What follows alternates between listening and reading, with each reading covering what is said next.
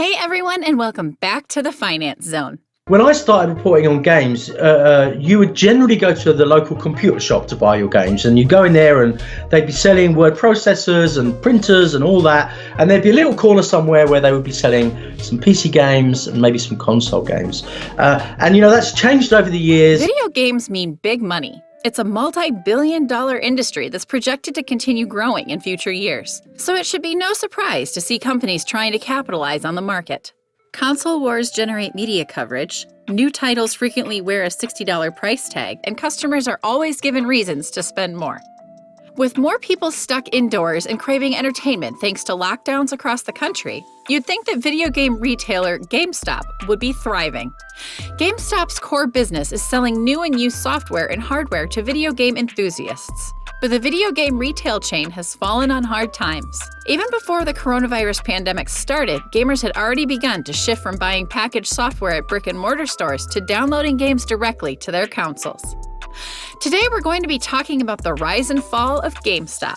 Make sure you stay as you do not want to miss out on this valuable information. Also, remember to subscribe and click on the notification bell.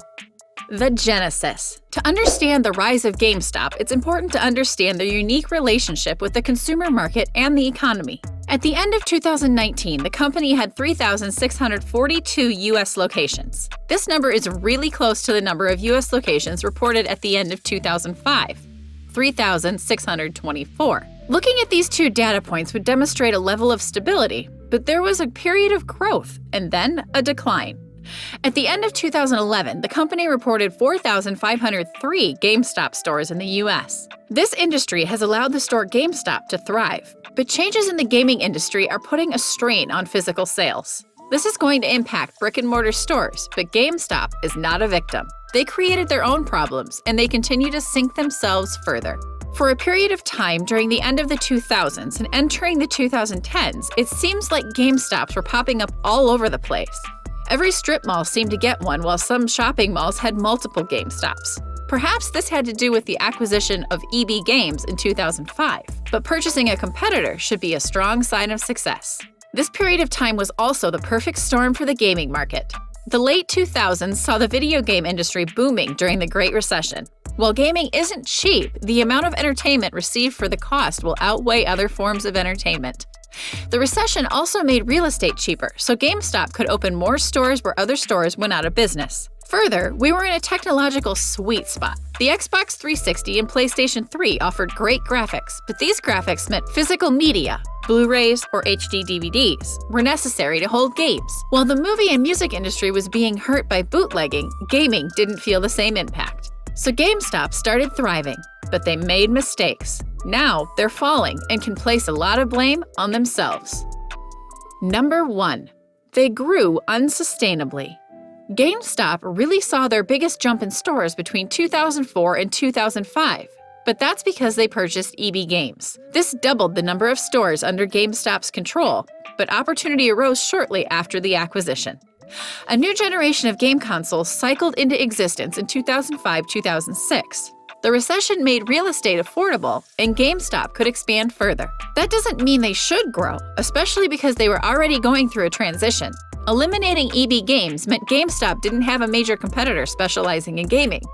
They would need to compete against electronics stores like Best Buy or department stores like Target and Walmart. The same recession that would make real estate more available to GameStop would also drive customers into department stores. They were simply growing because the space was available, not because there was an opportunity to overtake more competition. Now GameStop would need to focus on its used game market to differentiate itself from the cost-friendly department stores. This would translate into behaviors that produce an unsatisfactory customer experience. Demand for video games didn't mean demand for GameStop.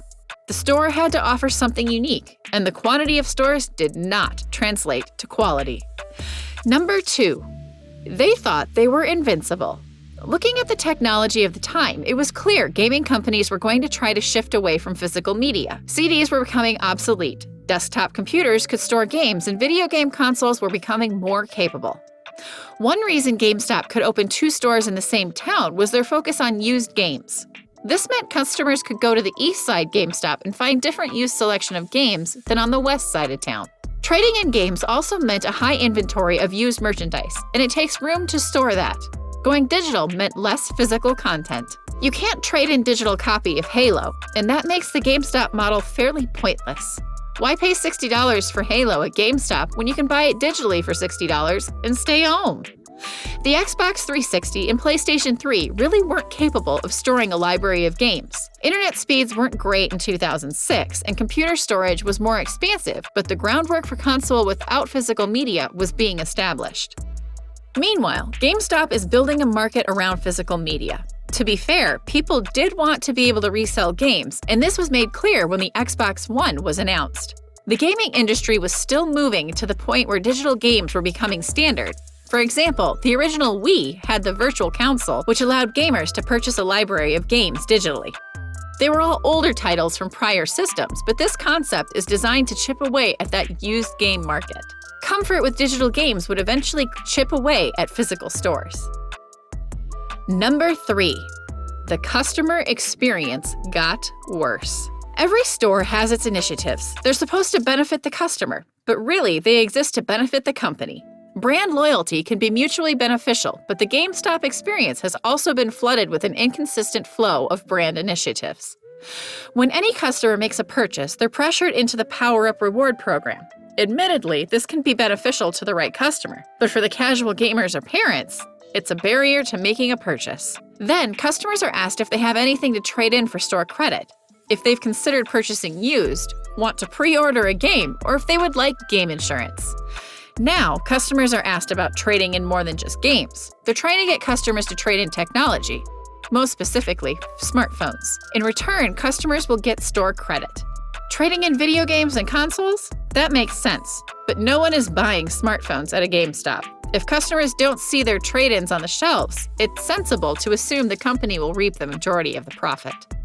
GameStop has tried other initiatives like handing out flyers to customers in the store.